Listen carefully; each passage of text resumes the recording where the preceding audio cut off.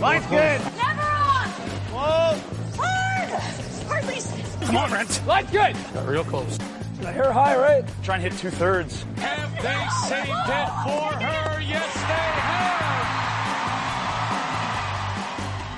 have. Ooh, welcome to Game of Stones, everybody. I am Sean Graham, Scott alongside, as always. Hello, Scott. Sean, what's up? We've been hanging out a lot, seeing you all weekend long at our Bonspiel. That's right. So I don't really have anything witty to say because we've been talking. Yeah, we have been talking a lot. We played in the annual Rideau Men's Bonspiel, and by annual I mean first one in 3 years, as it's been waylaid by COVID in 2021 and 2022. So this was our first time back at it since January 2020. Little did we know then that we wouldn't be doing it again until 2023, but we did return. Our dad came up to Ottawa to play. Our buddy Hydesy joined us as well for his first games since 2020. He doesn't play regularly, so he comes up and plays lead. And it was interesting. I think we got a pretty good draw. We'll talk about this a little bit later. But in terms of the actual games, Scott, I think you personally went from almost as bad as I've seen you play in a very long time to maybe not as good as I've seen you play in a long time, but to a very strong game in the course of 4 hours. So what up with that? Muscle relaxants and beer, Sean, was what it was about. Yeah, my hip is really sore. I didn't play in our league game last night because I couldn't. And yeah, it was just really stiff for me. So I was in a lot of pain. Didn't help that I was missing shots. I think when you miss shots, and then you go and stand and you're sore, it sort of exacerbates the pain.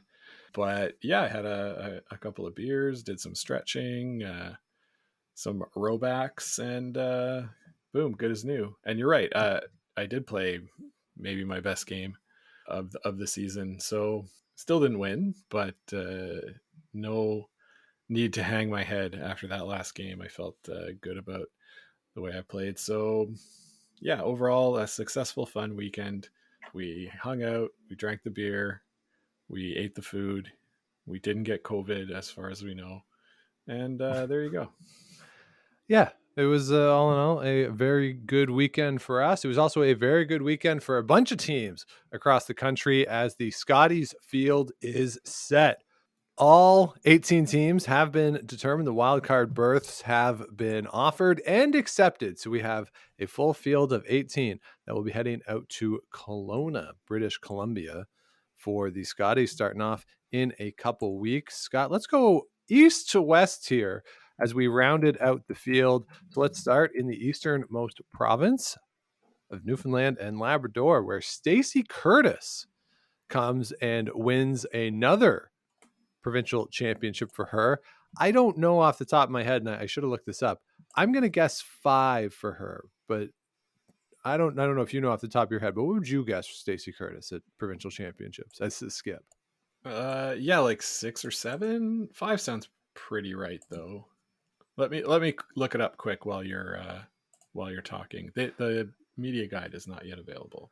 It is not. No, she has unfortunately 5 previous Hearts appearances before this year. Okay, previous. Okay, so I was close. So this will be her 6th appearance for Stacey Curtis. Don't think she's ever made it into the championship pool.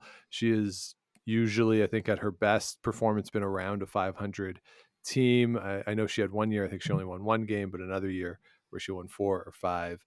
Or maybe 4, went 4 and 3 in that pool, but didn't get through. So she's somebody who can play some tight games, will be entertaining, but probably not a feature game at any point unless it's late in that first round and it's a meaningful game for her and another team.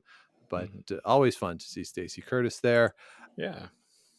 Then in Prince Edward Island, Suzanne Burt. Now she's definitely into double digits at this point in Scotty's appearances, a silver medalist in, Scott, you know this off the top of your head.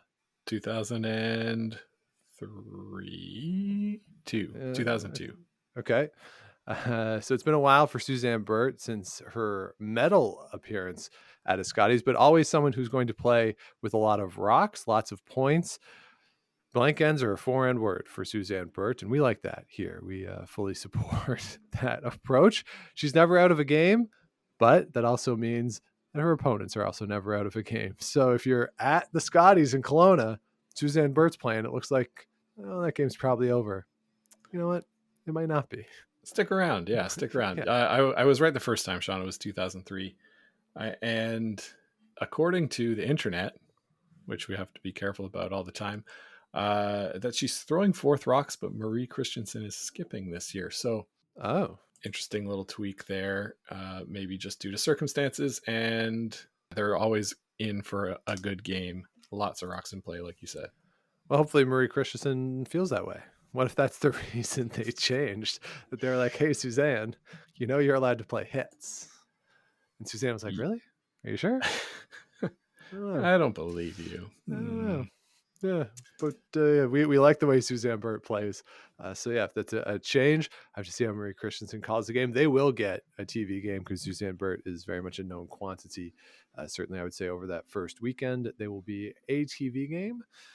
So then let's move on to Nova Scotia. Christina Black makes a return appearance. Is this 3 years in a row for Christina Black? Scott, I think it might be for her as the skip.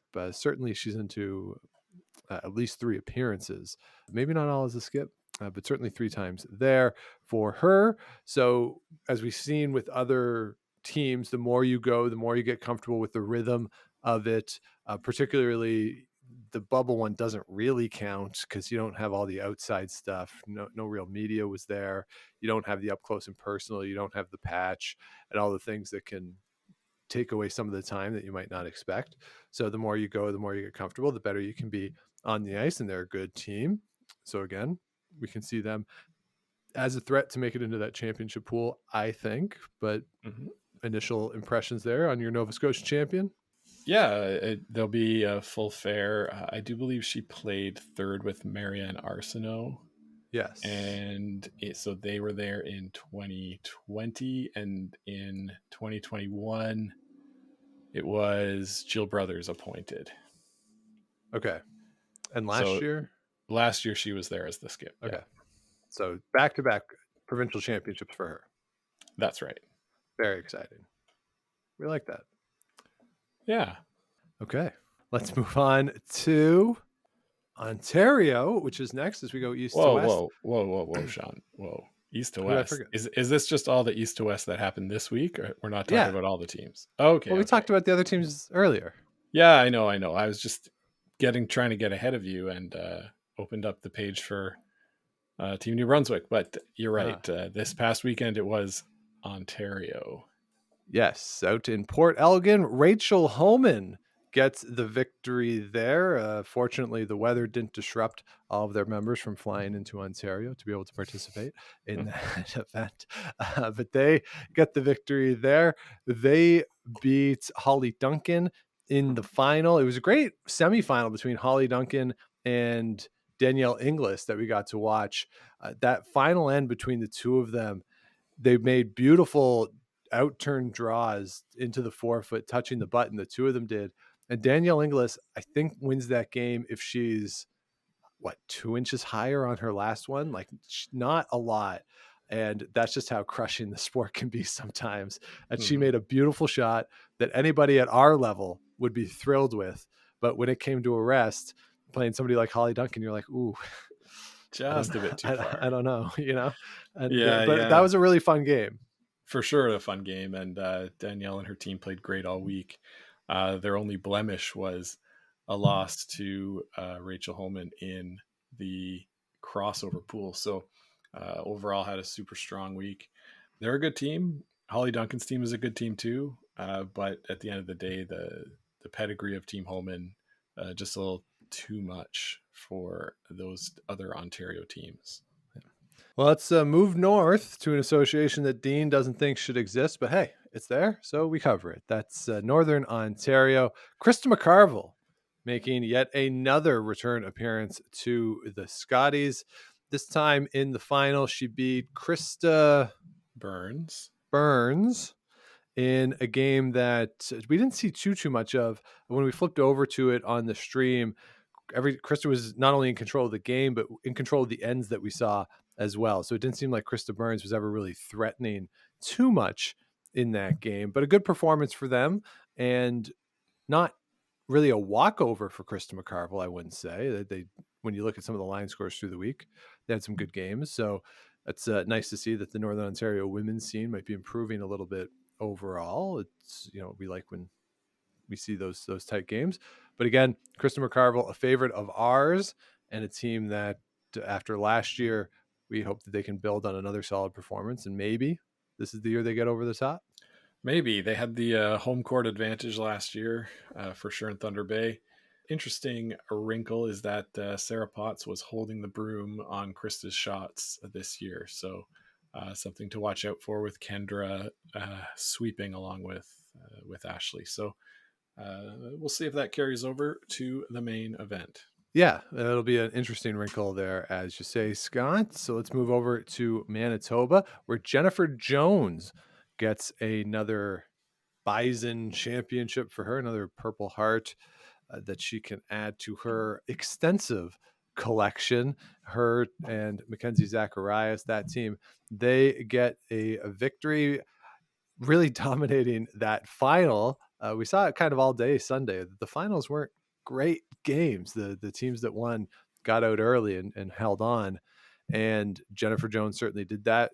Probably the better game was in that semifinal where Caitlin Laws, I don't know if you want to call it an upset, but she loses in, I think, really dramatic fashion. So similar to the Ontario situation, Scott, I think the semifinal was the better game of Sunday. Yeah, I think it was. It was a really tight affair that saw Caitlin Laws and her team go down to defeat. I think they would have been the co-favorites along with Team Jones heading into this event, but that's not what we got in the final. Abby Ackland, good job by Abby Ackland to get into a final in a very loaded field, to be sure. It's that's hard to do in Manitoba. So good on them, and a great win over Caitlin Laws in that semifinal, as we said. Yeah, no doubt. Good for her. This event, we might have thought Chelsea Carey's team could make some noise. They had a bad week by their standards. Beth Peterson is another team that's pretty strong. Darcy Robertson always shows up, So yeah, tough field and a good accomplishment by Team Ackland getting into that final. Absolutely. And finally, for the weekend, out in Alberta, out in Saskatchewan, Robin Silvernagel gets the victory over Nancy Martin in a final that was a little better, probably the best final of the day, but Robin Silvernagel was very much in control of that game throughout. And a wonderful story. She has a young child, had to step away, or did step away during her pregnancy. And there's a great photo of her after the game holding her kid, big smiles. This team just really came together for the provincial playdowns. Scott, they were so new as a team. They didn't have jackets. They were just wearing hoodies. Now they were sponsored, but just hoodies. I love that look. I recognize the teams have to pay the bills and you need sponsors. And to get sponsors, you got to put them on your stuff. I get that. The hoodie look was phenomenal. It was great. So not only is it a great story to see Robin Silvernagel back at the Scotties, but given everything with her and then the team, it's a lot of fun. Now, we love Nancy Martin. Nancy Martin has the greatest power pose in the history of power poses. So we wouldn't have been upset for Nancy Martin to be there. But this is a great story. Yeah, it is a great story, Sean. And we'll be happy to see Team Silvernagel back on our screens. And like you say, some new faces playing with Robin. So always good to see that. Yes. So with that, we also have the wild card teams determined. These are the top 3 teams that participated in a provincial playdown and did not win. Top ranked team there, Caitlin Laws, as we said, lost the semifinal in Manitoba this weekend. Then Casey Scheidegger out of Alberta, spot number 2. We'll talk about that team in a minute. And then Megan Walter, which is Abby Ackland's team. So in the Alberta playdowns, they went by Abby Ackland. In the Scotties, I guess, or at least they're listed on the TSN site as Megan Walter, who does throw the 4 stones for that team. So yeah, in the Manitoba playdowns, Sean. Yes, excuse me. Thank you. So this is like a McCruthers situation, I guess. Yeah. Called. Yeah, I think this team will end up being called Abby Ackland by everybody on the TSN crew. So I guess they shouldn't be too sad about losing that final. Hey, you still get in. Going anyway. That's right. So with that, we now have the pools have been determined. They're based on the rankings. So Pool A is Canada, Wildcard 1, Caitlin Laws, British Columbia, Nova Scotia, Alberta, PEI, Saskatchewan, Quebec, and Nunavut. Pool B, Ontario, Manitoba, the other 2 wildcard teams, so Abby Ackland and Casey Scheidegger, New Brunswick, Northwest Territories, Newfoundland, Labrador, Northern Ontario, and Yukon are our pools. Wow. We will do a full preview of the event, but Scott, on first blush, I get the sense you think that B is a much stronger pool. Much stronger pool, Sean. It's not even close, I don't think. Like, not only do you have Rachel Homan and Jennifer Jones, then you have the 2 wildcard teams, 2 and 3, Scheidegger and Abby Ackland, that are strong. Then you've got Andrea Kelly from New Brunswick, who was a semifinalist last year. Yeah. Then Carrie Galusha's team, then Newfoundland, then you've got Northern Ontario, a finalist from last year. This is murderer's row. No, yes, I feel bad for Team Yukon. Yeah. Godspeed, Haley Burney. Yeah. It's going to be an uphill climb for them, but really an uphill climb for everybody with the way that this pool is stacked up. Again, only 4 teams can get out. So that means that Rachel Holman, Jennifer Jones, Abby Ackland, Casey Scheidegger, Andrew Kelly, as you say, Krista McCarville, and Carrie Galusha, who again got through last year. 3 of those teams aren't through.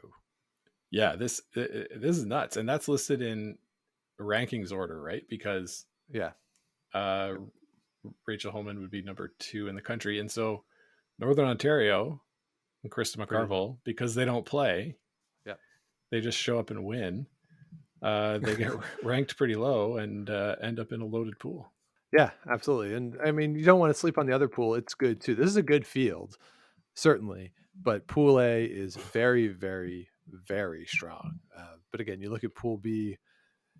Pool B is strong. Pool A. Pool A is also strong, right? Like, I mean, Laurie St. George is the second to last ranked team there, and they're pretty good. But Laurie St. George hasn't made a Scotties final like Krista McCarville or Andrea Kelly making a semifinal. Like, it's true. It's a bit different. I yes, it's good, but not nearly the quality top to bottom as Pool B. Yeah. Well, and there's the unknowns too there, right? With Kayla Skrillex as Alberta, we don't know how they'll do in their debut. Robin Silvernagel, great week this week, but again, they haven't played a lot, so a bit of a unknown quantity there. Christina Black, a team that's improving, but again, still relatively new on this stage. And then Clancy Grandy, of course, new team, new province for them. So a lot of unknowns. It's just a lot more unknowns on the A pool than on the B pool. Oh yes, for sure. Yeah. So real quick, I have the draw up. One of my favorite games to play is who gets on TV for let's just do the first 2 days. So I'm going to say Friday night, Canada against Quebec. I always thought they would do, or maybe this is a Briar thing where, no, it'd have to be a Scotties thing, defending champion against the host team. And they're in the same pool and they're both playing, but they're not playing each other for some reason. Yeah, a little strange. They'll play each other on the Saturday night, Sean. So maybe they hold that one for TV. Maybe. So if it's not that, then I'm going to say it's probably going to be Caitlin Laws, Kayla Skrillex, 2 young teams. Good narrative, be my guess. Saturday afternoon, first draw for Pool B. I'm going to go Northern Ontario, Krista McCarville against Jennifer Jones. And then Saturday night, if it's not Canada, BC than the classic. No, I'm changing it up. Going to go a little different, and I'm going to go with the wild card one against Christina Black. Okay, I'm going to say Alberta, Saskatchewan. Okay. The Rumble on Saturday night. There you go. All right. So there you go. The initial picks for who gets on TV, which is, again, one of my most fun games to play. So there you go. That's who's in the Scotties this year. We'll do a full preview later on. But first, we have to talk about Curling Canada's rule about who can play in this year's Scotties Tournament of Hearts relative to individuals who are pregnant. Curling Canada did release a statement giving pregnancy exemptions to certain teams. So essentially, if you want to have a spare play in a national championship, it has to be somebody from the same member association. That is essentially the rule. You have to follow the residency rules. Now, if you have a team that is all members of your association, that you do not have an import under the current residency rules, you could then bring in an import because you're still following the residency rules. But for this year's Scotties Tournament of Hearts, the decision was made by Curling Canada that team members who are pregnant, whose team are ranked in the top 5, could bring in any spare independent of their member association and their current status as a team in terms of imports. If you were ranked outside of the top 5, this does not apply to you. And you have to get somebody within your association who played in your provincial playdowns to come in and play with you. This is actually something that is now in practice an issue. This isn't just theoretical, because Selena Negevin is not going to be able to play, or it was announced by the team that she is not going to play, that Laura Walker is going to come in and play. We saw Jill Officer play this weekend, of course, with Selena being pregnant and expecting her first child. So Laura Walker is going to come in, and that's fine because they're in the top 5. But this does not apply to Casey Scheidegger's team, who's ranked number 6, because Casey's sister Jessie, who plays second on the team, is also pregnant, but they cannot get whoever they want. They have to stick within the Alberta Provincial Association. Christy Moore is going to come in as an alternate. I think Jessie is going to play some games or try to play, but for who that alternate is going to be, someone who's going to play had to be from the province of Alberta and played in the playdown. Scott, we don't want to crap on Curling Canada all the time. I felt like we did a lot of that last week, and I think warrants it. This is just such an unforced error. Like, what are you doing? I think we all know that the residency rules are going away at some point. So to impose this kind of restriction at a national event and basing it on which teams have the most points, it seems to, as you so often put, says the quiet part out loud, and that, well, it doesn't matter if you're outside the top 5 because you're not going to win. Well, then, like, what's the point, right? What are we even doing here? Come on, man. Isn't it just really easy to say this is fine for everyone, right? Yeah. Like, and you know what? Alberta's a really good province, so maybe they would pick someone from Alberta anyway. It's like an unforced error is exactly the right way to say it. Yeah, it's really a poor choice, and it bears clear that the top 5 get preferential treatment because that's who Curling Canada wants to win. They don't really want an upset here at all, because in their statement, they said that the reason for this is the top 5 teams would have a harder time finding a player. Let me get the actual wording. So, quote, the exemption applied only to top 5 teams because their ability to replace a player with someone with an equal level of ability and commitment is limited. Now, that might actually be true. It might, because you are a top 5 team, and it's hard to find players who are good enough to play at a top 5 level. That might be true, but it's also hard to find players who are good enough to play at a 6 to 20 level, or really good enough to get into this event at all. It's not like there's that many people who are good enough that a team would ask them to come in and play. And especially with wildcard teams, like there's fewer really good players running around the country now looking for games. But if you're concerned that the 8th ranked team in the country is going to call up, I don't know, Jill Carey. Officer or Chelsea Carey and be like, hey, come play, and they win, like, okay. Yeah. Like, right. Like, what's I don't the know. downside? Like, it's a great story then, right? It's just, I just don't understand the need for this in any way, shape, or form. And like, is anybody lying about being pregnant and wanting to, right? Like, no, just to get like a super spare. I don't think that's the case. Yeah. So that, yeah, you told me about this today, and I sort of was very confused. Yeah, by this news. It doesn't make any sense, because again, and we've seen this with women who are pregnant and who've just had children. Like, to get to this level, to play at that event, you have to be very good and obviously very driven to do it, and they want to play, right? Yeah. It's a case where they can't.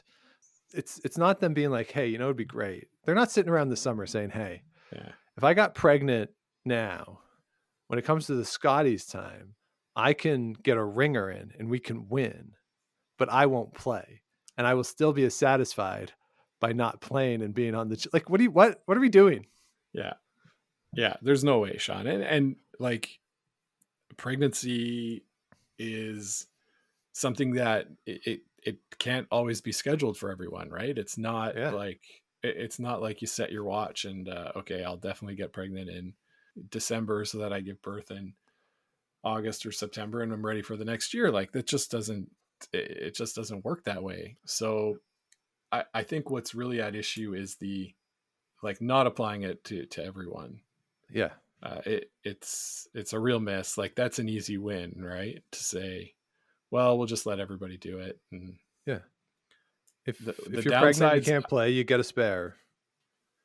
And the rule applies. The downsides don't outweigh the positives. No, and honestly, if the policy was you have to get a spare from your association who played in the provincial playdowns, and that was the policy, like, okay, fine. That's the policy. But it's the split policy that doesn't make any sense. Yeah. The exemption for these kinds of teams. Yeah. It's doesn't seem like we're playing in the same world. And I know we've already talked a lot about the division between the haves and have-nots in curling, and especially at an event like the Scotties and the Brier. And then it just seems like this reinforces it even more. Yeah.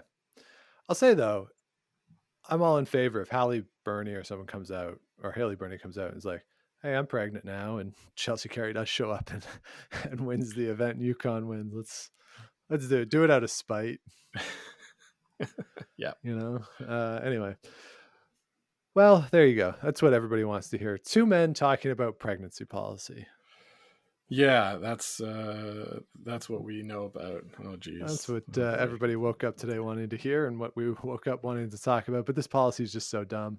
And the players have pretty universally talked about how dumb it is. So hopefully it's a change. There is an interview that Kathy Anderson gave to, I don't know if it's TSN directly or if it's a CP reporter, maybe it's Gregory Strong, I don't know, but it's on the website for TSN, where she essentially is defending the decision. We'll see if it changes given the feedback of the players and the fans at this point, but who knows. And we like Kathy Henderson too. She's been on the show before. She's was very nice to us, and I think she's genuine in her desire to push things like equity, get the sport to be more inclusive. She was a driving force behind the equity and payments between the Scotties and the Brier, right? So this just seems like a weird one, within her overall tenure at Curling Canada, which has largely been very, very good. Here's one that's not. Yeah, it's interesting. It was Greg Strong, Okay. with CP Sean. Now, as I guess happens, Curling Canada does something weird, dumb, bad. They also do something good occasionally. It's really a split bag with them because earlier today they did announce the return of the PointsBet Invitational, which on its own I'm somewhat ambivalent about. I thought it was fine. Not the greatest event ever, but it was fine. It was fun. Yep. And they announced its return for 2023. This year it's going to be played in Oakville, which I assume all the top teams will like because they can play in the points bet, and then the Stu sells Oakville, and then the Stu sells Toronto, and then the Stu sells Southern Ontario, and then the Stu sells Western Ontario, and then the Stu sells Oakville, all in consecutive weeks, and they could just get a big house together or something because all the big events in that early part of the season are just in Oakville. So it's coming back, same format of 16 men's, 16 women's teams, but the qualifying process is going to be a bit different this year. I will also note too that in their release, Curling Canada does say that this will be the first chance for fans to see the results of off-season lineup changes. So they are banking on some teams not sticking together over the course of the summer. So the qualifying this year, I believe last year it was 13. Is it the 13 top plus the club champions and the juniors? Yes. And then an a sponsor's exemption. Yeah. So this year it's going to be the top 10 highest ranked men's and women's teams in the country. So on the CTRS points, then the Ontario champions, so Rachel Holman and Mike McEwen, they automatically get berths as this is in Ontario. The junior champions will get berths when those national events are played. Junior champions, right? Yep. Yeah. When those events are played.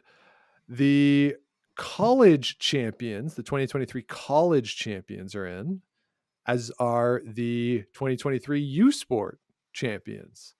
So both the university and college level will be represented here, as will the winner of Curling Canada's Under 25 Next Gen event, which is a new event we saw this year, I believe.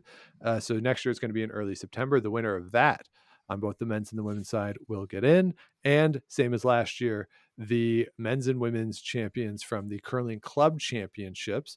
Now this is last year's, the 2022 version. So that's a Shaylin Park from Moncton, Greg Balsden from Richmond Hill. They have already booked their spots in. And anybody who is in the top 10 potentially of these other events, like if the junior team that wins is in the top 10, the spot will go to the finalist from that event. So there's rules in place that it won't come down to just a decision by Curling Canada. That's going to be the rule. If you're in, then the finalists will get it, which I don't know if that'll apply to Ontario, because if so, that's good news for Holly Duncan. Yes, that's right. So they wouldn't just take the next on the points CTRS, eh?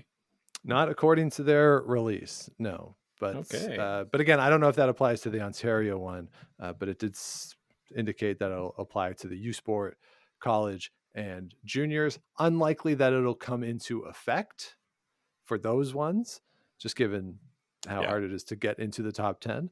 But who knows what'll happen. So there you go. I like this, Scott. I like that it's back. I like that they're broadening it out and you're getting more representation, certainly of those younger teams, give them some good experience.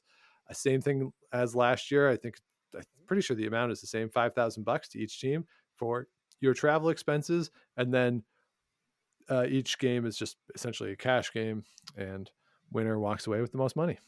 Yeah, no, it's that's exciting. Sean, I have a friend that lives in Oakville, so I'm gonna text him later and book a room. Right? Yeah, it's in like North Oakville, just off the 407. So one of these new disgusting strode environments, but whatever, it'll be fun. Yeah, like you said, it's close to a major airport, so lots of teams shouldn't have too much trouble making the most of that $5,000. and looking forward to seeing some high quality curling. Yeah. And again, first event on the curling calendar. So that'll be always fun when the curling starts up again, even if it might be a scooch early for me. But, it worked. So It works. they're doing it again. So there you go. The PointsBet is back. Final thing, Scott, that I want to talk about this week on the show, as we said off the top, we participated in a Bonspiel this weekend. And really the whole year at this point is Bonspiel season.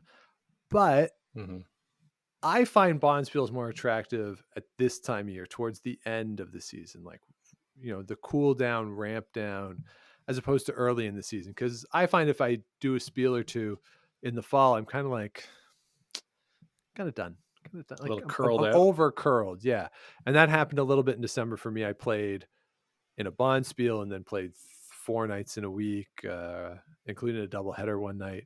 And then I was just kind of like, oh my goodness, this is too much. I was over curled. And then I got COVID, so I couldn't play. And by the time January come around and I was COVID free, I was like, yeah, okay, I'm excited to get back out there after 3 weeks off. So for that reason, I kind of like the end of the year spiels. But it got me to thinking, there's so many different formats for Bonspiel. So we played in an ABC draw this weekend where your schedule and opponents are determined as you go. I've also played in pool spiels where your schedule is just set, where you round robin, then playoffs. There's point spiels, which are similar, where you have pools, set times, you play, and then whoever has the most points at the end wins without any playoffs. So a lot of different formats. I have thoughts on which ones I enjoy more, but Scott, you've spieled more than me. Do you have a sense of the best format for a spieler, the one that you like the most? Yeah, if you're traveling from far away, honestly, it's nice to know your schedule ahead of time. If you're trying to explain to somebody who maybe doesn't know curling as well, and you're trying to explain when you'll be home versus when you're going to the rink, then it would be easier to have some fixed times. You're saying that from personal experience over the weekend, Scott. Hey, listen, I'm just saying that it's easier. If it's not, well, if we do this, then if we do this. So in that respect, I like that. What I do like about the bracket is that, you don't know who you're going to play. So you could end up playing for pretty much anyone in your quadrant, right? Yeah. So that's kind of nice. When I play, I prefer the bracket style. Just that's sort of the way I think works with it. I know that no matter what I do is going to matter in terms of when we play. So yeah, that's my favorite. I think one of the spiels I played in was down at the country club in Brookline, and we made the A semifinals. And then lost. 2 humble brags in one sentence. Not only played at the club at Brookline, a semifinal. Just so casual about it.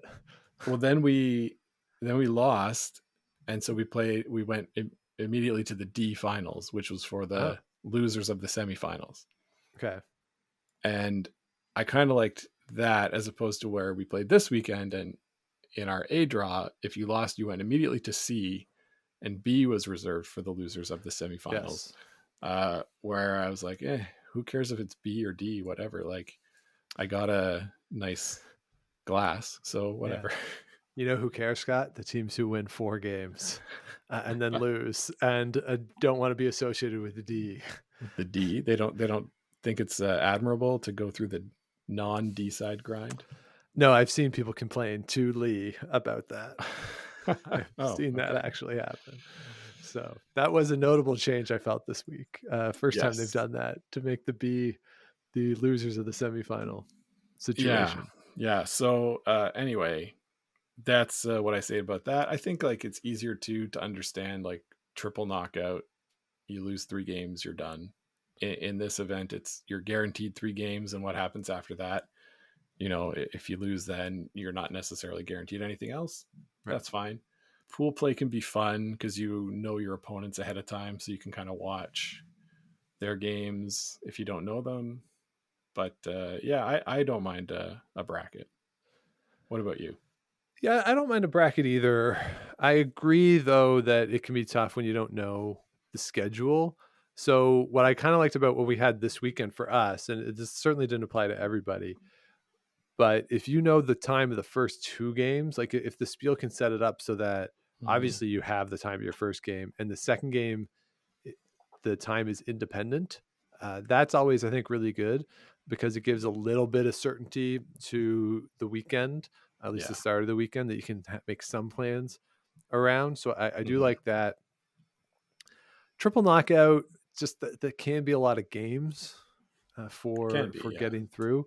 So I like the idea of if it's going to be a bracket. Frankly, what we did in the Spiel that we played in, the first two games are to a certain extent used to triage the teams, and hopefully you can find your level through the first two games and then you play off. So essentially the idea is starting with the third game, with the exception of the team still in A, you lose and you're out.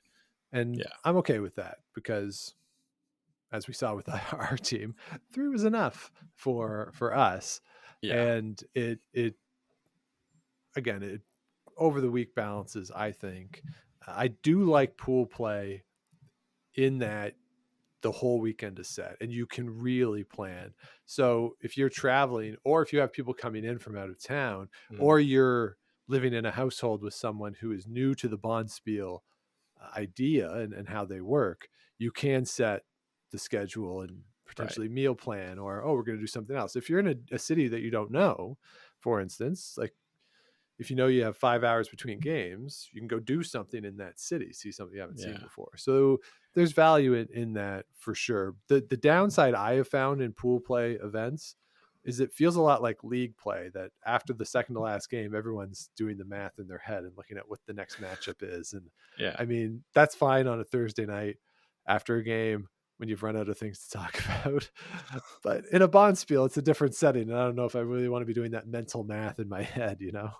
Yeah, yeah. And I guess you don't get as much crossover with different teams being at the Yeah. club, right? So there's that too. I mean, if it's a bunch of people that you already know, maybe you want the chance to meet Yeah. new people through different teams. So I understand that. Yeah. Yeah. Because in our situation, I think all 12 of the people we played against, I hadn't played against them all before, but I certainly knew who they were. Yeah. And I would say Yeah. half of them I've played against before. So I mean, that was a bracket, and that's just because Ottawa's not that big in terms of the curling community. In terms of who plays in this event, it tends to be Hmm. repeat players, so that's just going to happen. But yeah, in a pool, you're right. There isn't that much crossover with people hanging around. The other thing I'll say too is Sunday we didn't go to the club at all, No. but Sunday I've played in Sunday at this event, and compared to Friday and Saturday, where there's a lot of people in the building, there's a lot of energy where you can be standing on the ice and hear the chatter from inside. That's how loud it is. Sunday is very underwhelming. Yeah. So, you could be playing Saturday night, tons of people at the glass watching the game, really fun energy. And then you could be playing in the final and it's frankly just Lee back there. like, Yeah. and that's Yeah. all there is. And it can be underwhelming. So they do try to incentivize people to come on Sunday afternoon with the 50-50 draw. All tickets go into another draw. Yeah. But that wasn't enough to incentivize us to go back. And I know from past experience, it's not enough to incentivize other people to come back. So if there's some way, and I don't know how you do it because all the sheets were in play on Sunday, Yeah. to try to get people to incentivize people to come to keep that atmosphere. Again, I don't know how you do it, what the best strategy is to do, but it can feel a little underwhelming after a very fun, active, lots of people around Saturday to a very quiet and tame Sunday for the finals. Yeah, and for sure, if you're playing at 8 a.m. on Sunday, Ooh. that's tough. Like, and we left the club, I think, both nights at 1:30 in the morning. So, Yeah. the incentive for me to go back the next day would have been would have to have been pretty good, But I don't know, maybe some cheap beer for teams that have been eliminated, some food special or something, Right. extra food. Yeah. I guess Well, they do food is offer lunch. provided. They did offer lunch too. That wasn't enough for us either. No, No, you're right. But something to bring you back on that Sunday. Let us know what you like about Spiels in terms of those formats, what draw schedule you like. Do you like pool play? Do you like the certainty of a schedule? Are you cool with just whatever? Let us know. And then let us know what takes you back potentially on a championship day, the last day, if you go back at all, and try to keep that atmosphere over the course of the weekend. I will say we left at 1:30 because we played at 9:30 p.m. each night. Yes. So, I mean, we played 8 ends, or we're on pace to play 8 ends in under 2 hours both nights. Yes. So, we did have a good hangout time with us. Yeah. And we didn't have to play early, which is a good thing. But it did require us to lose Saturday night so that we didn't play early Sunday morning, which is okay. I wasn't upset.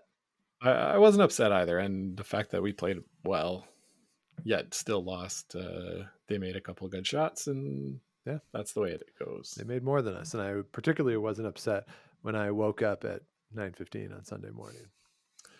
Oh, 9:15. That's pretty nice. Yeah.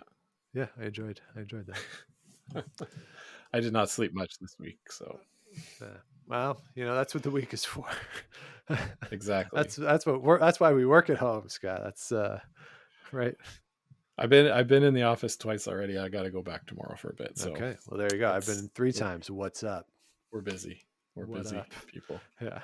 So again, let us know what you like in your Bonspiel formats, what gets you out there when you're not playing. And you can always reach out at Game of Stones Pod, Twitter, Instagram, Game of Stones Podcast on Facebook, Game of Stones Podcast at gmail.com. And of course, if you have not yet, please do subscribe wherever you get your podcast, likes, rating, comments, all that stuff helps grow the show. Head over to the website. Got some stuff under the blog there, all the links when we did 20 years of The World is Catching Up to Canada. All that stuff's there. We're working on relaunching the merch. Scott, I don't know where that stands other than I got a bunch of notifications that you were trying to get into the Game of Stones email account. So you have been working on it, and hopefully within the next little while, and you can define little while as much as you want, as broadly as you'd like, we get something going on that. Yeah, and I kind of want some prototypes before we launch to make sure that they're good. Another thing, Sean, I haven't told you this. Maybe I did a long time ago, but we're gonna work on a giveaway for something special around the Scotties and Briars. So, like you said, get us follow us on the social medias, and you'll find out all about our giveaway. Okay, I did not know about this. This is news to me. I want to know what we're giving away. Well, you'll have to wait and find out. That's what they call it. Okay. Yeah. So so do follow along then for our giveaway, whatever that might be. I'm very excited now. So there you go. So with that, we will talk to you again next week. But until then, keep those brooms on the ice and don't dump that intern. Make the final.